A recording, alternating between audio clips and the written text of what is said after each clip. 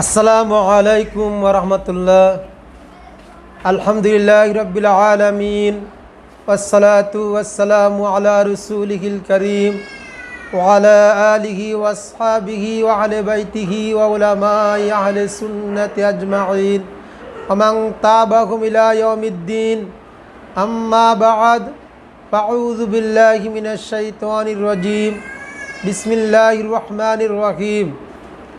প্রশ্ন হলো, যে সমস্ত পশুর শিং নাই ওই সমস্ত পশুর দ্বারা যদি কেউ কোরবানি দেয় তাহলে কোরবানি সই হবে কি? আল জওয়াবু হামিদাউ ওয়া মুসাল্লিয়াউ ওয়া মুসাল্লিমা। যে সমস্ত পশুর জন্মগতভাবে শিং নাই ওই সমস্ত পশু দ্বারা যদি কোরবানি দেয় তাহলে কোরবানি সই হয়ে যাবে, কোনো সমস্যা হবে না।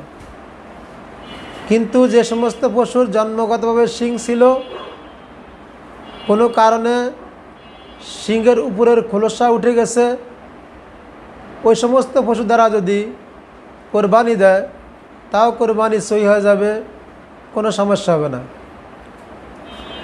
আর যদি জন্মগতভাবে শিং ছিল কিন্তু শিং কোনো কারণে ভেঙে গেছে, আর ভাঙা অংশ যদি এরকম হয় যে কিছু অংশ ভাঙছে বা বেশি অংশে ভাঙছে কিন্তু একবারে মূল থেকে ভাঙে নেই, গোড়া থেকে উঠে নেয়, তাহলেও ওই সমস্ত পশু দ্বারা যদি কেউ কোরবানি দেয় তাহলে কোরবানি সই হয়ে যাবে।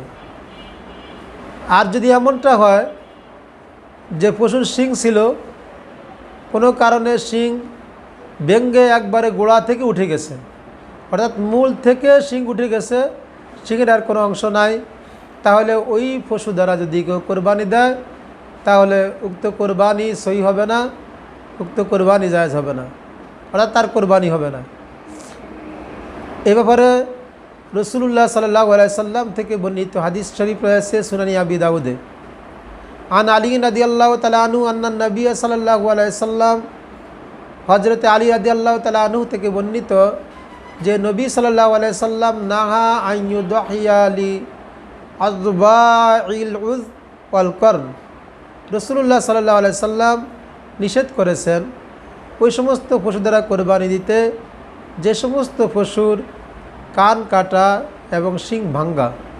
এখানে ভাঙ্গা দ্বারা উদ্দেশ্য হলো যে শিং একবারে ভেঙে মূল থেকে উঠে গেছে, এটাই পোকায় কারবার ফতুয়া।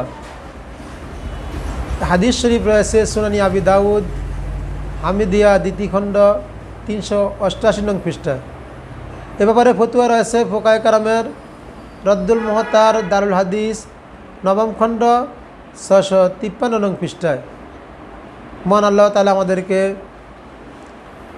নিখুঁত পশু দ্বারা আল্লাহ তাআলার সন্তুষ্টি অর্জন করার উদ্দেশ্যে আল্লাহর নামে কোরবানির পশু জবাই করার তৌফিক দান করুক, আমিন।